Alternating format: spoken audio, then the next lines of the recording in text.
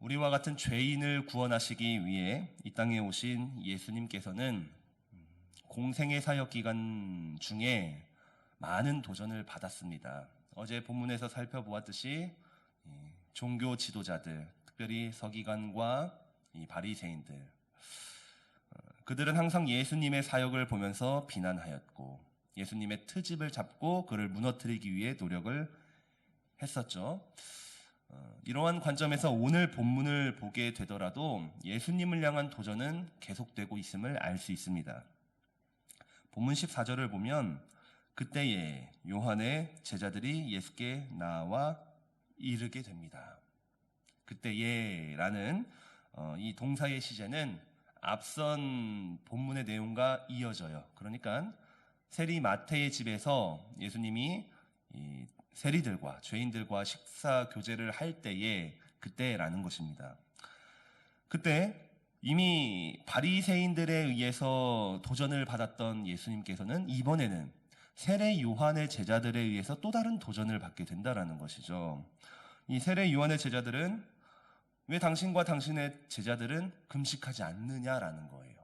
지금은 식사 교제를 할 때가 아니라 금식할 때라는 것인데 왜 세례 요한의 제자들이 금식을 말하냐? 이 당시 유대인들에게 있어서 경건의 중요한 세 가지의 모습은 바로 구제하는 것, 기도하는 것, 금식하는 것 세 가지였습니다. 특별히 이 바리새인들 같은 경우에는 일주일에 하루 정도를 잡아서 금식하는 날로 지키고는 하였습니다. 이것은 율법은 아니라 율법에서 파생해서 내려온 그들의 전통이고 관습이었습니다. 그래서 이 바리새인들은 그날을 금식하는 날로 반드시 지켜야 했는데 아마도 이 세례 요한의 제자들은 이 바리새인들의 뜻과 같이 하여서 그 금식에 동참했던 것으로 보여집니다. 그러니까 지금 유대인의 선생인 이 예수가 우리의 전통과 관습에 따라 금식하는 날에 금식을 해야 하는데 왜 그 금식 주간에 금식하지 않고 식사 교제를 하고 있느냐 따지는 것이죠. 이에 예수님께서는 그 세례 요한의 제자들에게 다음과 같이 말씀하십니다. 15절 말씀을 보면 혼인집 손님들이 신랑과 함께 있을 동안에 슬퍼할 수 있겠느냐. 그러나 신랑을 빼앗길 날이 이르리니 그때는 금식할 것이니라 라는 거예요. 이 말씀. 상식적으로 혼인집에서는 금식하는 것이 아니라 잔치를 먹고 마시며 즐기는 것이 인지상정이죠. 왜냐하면 혼인집은 슬픔의 순간이 아니라 기쁨의 순간이기 때문에 다 같이 참여하여 즐기는 것이 맞습니다. 그러니 현재 신랑이 되시는 예수님께서 우리 곁에 오셨고 이 땅에 오셨기에 지금 이 순간은 슬픔의 순간이 아니라 기쁨의 순간, 혼인집의 그 상황과 같다라는 것이죠. 그러면서 모두가 예수님을 누리며 함께 기뻐해야 한다라는 것인데 그러나 곧 그 신랑 되시는 예수님을 빼앗길 날이 올 것이다. 그날은 이 메시아의 죽음의 날이 될 것이다 라는 이러한 상징적인 의미가 담긴 예수님의 말씀입니다. 그러면서 바로 신랑을 빼앗기는 그날, 그리스도가 죽는 그날에는 금식하고 슬퍼하면 된다. 그러나 지금은 신랑이 되신 예수가 함께하기 때문에 이날을 기뻐하고 즐겨야 한다 라는 말씀을 주시면서 그러면서 17절 하반절에서 새 포도주는 새 부대에 넣어야 둘이 다 보전되느니라 라고 말씀하십니다. 이 새벽이라서 이 모든 말씀을 다 주의할 수 없기 때문에 이 중요 요점만 살펴보자면 지금 예수님의 말씀은 곧 세례 요한의 제자들이 왜 금식하지 않습니까? 라고 질문했을 때에 이 금식 자체, 그 금식 행위에 대해서 정죄하는 것은 아니었습니다. 정확하게 예수님의 말씀을 분석해보면 이 금식이라는 것은 올바른 때에 올바르게 행하면 된다라는 것이죠. 다만 지금은 금식할 때가 아니라 신랑이 되시는 예수님이 함께 하시기 때문에 이 순간을 기뻐하고 감사하면 된다라는 것이죠. 그러니까 지금 예수님의 가르침에는 너희들이 지키고자 하는 율법이 있니? 율법의 정신이 있니? 그러면 이제는 그 율법을 새로운 방식과 새로운 접근에 따라서 지켜야 한다. 이 새로운 방식과 접근이라 함은 결국 그 권세가 있는 예수님의 말씀에 의해서 지키면 된다라는 것이죠.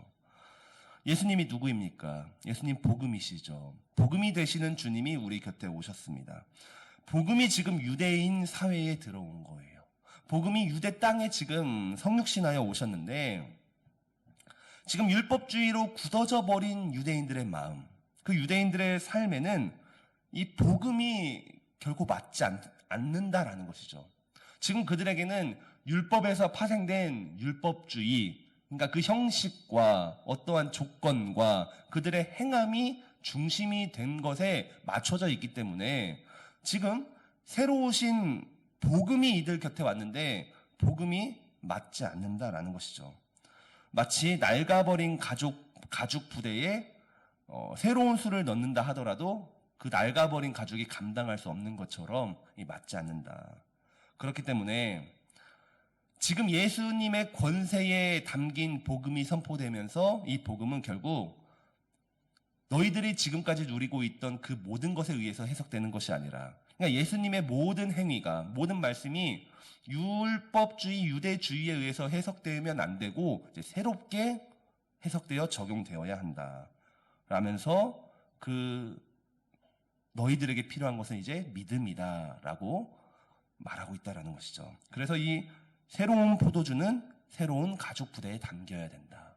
여기서 새로운 부대는 믿음이라는 거예요. 율법주의가 아니라 너희에게 필요한 건 믿음이고, 새로운 포도주는 복음이다. 그래서 이 복음은 율법주의에 의해서 해석되어지는 것이 아니라 믿음의 관점에서 해석되어질 때에 이 두 가지가 이제 잘 어우러질 수 있다라고 말씀을 하십니다. 그러면서 오늘 새벽 본문에서는 이 한 쌍의 기적을, 두 가지의 기적을 이제 한 쌍으로 연결하여서 기록하고 있습니다.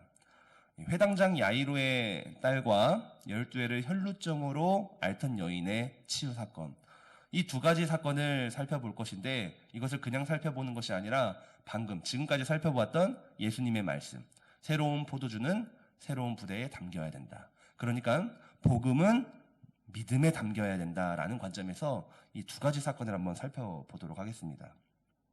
이 첫 번째 사건은 한 관리가 예수님께 다가와 자신의 딸이 죽었음을 알리면서 시작됩니다. 병행 구절인 마가복음과 누가복음을 보면 이 관리의 이름을 회당장 야이로라고 소개를 하고 있는데, 오늘 마태복음에서는 그의 이름도 기록하고 있지 않죠. 이 마가복음에서는 특별히 그 야이로가 예수님께 와서 우리 딸이 죽어가고 있습니다. 와서 살려주세요 라고 요청을 하는데, 이 마태복음을 보면 이미 우리 딸이 죽었습니다 라고 고백을 합니다. 그러니까 이 저자 마태는 죽음조차도 이기시는 예수님의 권세를 강조하고 싶었던 것 같아요. 특별한 기술 방법인 것 같습니다. 그래서 예수님의 하나님 되심을 더욱 그 능력을 강조하고 싶었던 것으로 보여지는데, 그래서 야이로가, 이 관리가 예수님께 나와서 무슨 요청을 하든 사실 예수님은 그 자리에서 말씀하심으로 그 문제를 해결할 수 있었어요. 그 아이가 죽어가고 있다면 그 자리에서 말씀하심으로 그 딸을 살릴 수 있었고, 정말로 그 딸이 죽었다면 그 자리에서 또 죽음을 이기시는 권세를 선포함으로써 그 딸을 살릴 수도 있었습니다. 그런데 이 마태복음 이 사건에서 이 야이로는, 그의 간청은 지금 살려달라는 것이 아니라, 주님, 우리 집에 오셔서 죽어버린 내 딸에게 손을 얹어주세요. 만나주세요. 그러면 그 딸이 살 수 있을 거라는 믿음이 있었던 것으로 보여집니다.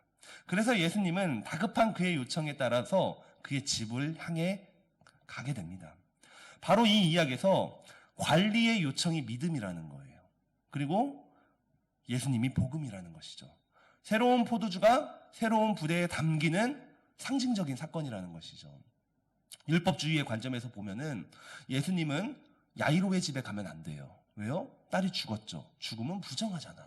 예수님이 죽음을 향해 나아가면 안 된다라는 것이죠. 이게 바로 지금까지 바리새인들이 말하고 율법주의 안에 갇혀서 신앙생활하였던 이 실패자들의 모습이지만, 예수님은 그 자리에서 죽어버린 딸을 고치는 것이 아니라 죽음이 있는 그곳에 한 영혼을 살리기 위해 기꺼이 가는 복음이고, 그 복음이 이제는 율법주의가 아닌 주님 오셔서 나를 만나주세요. 나를 구원해 주세요라는 그 아버지의 간청에 응답하고 화답되어지는 놀라운 역사, 믿음과 복음의 새로운 질서가 이 첫 번째 사건에서도 나타나요. 이 두 번째 사건도 마찬가지입니다. 그렇게 이제 이 관리의 집을 향하던 도중에 그 사이에 발생했던 사건이죠. 12회를 혈루증으로 앓던 여인이 이제 예수님께 나오게 되죠. 12회를 혈루증으로 앓았다.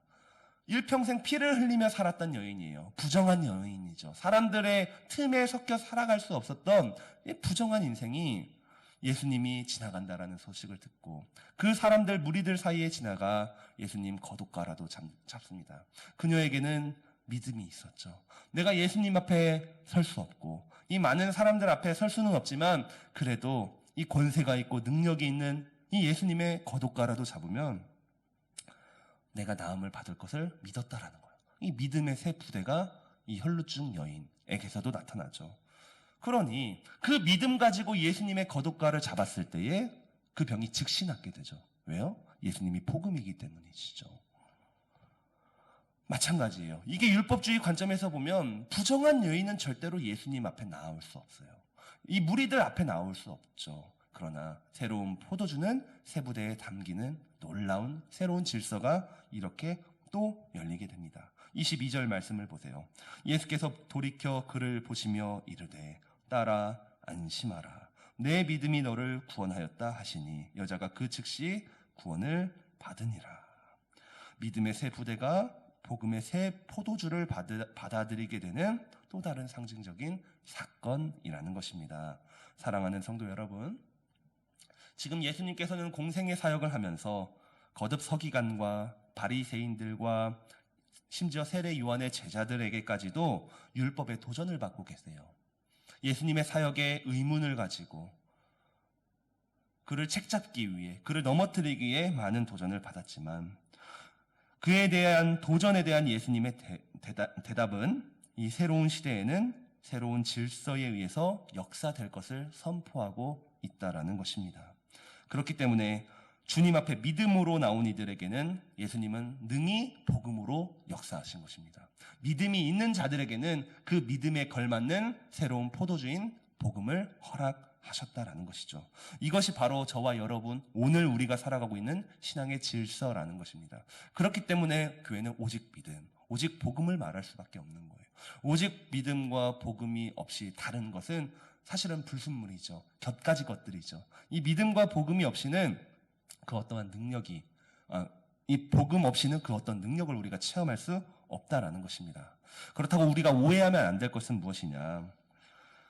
믿음이 곧 병고침은 아니라는 것이죠. 믿는 자가 다 병고침을 받으면 얼마나 좋겠습니다만 정말로 근데 그렇게 되면 그 또한 또 다른 율법주의의 탄생이에요.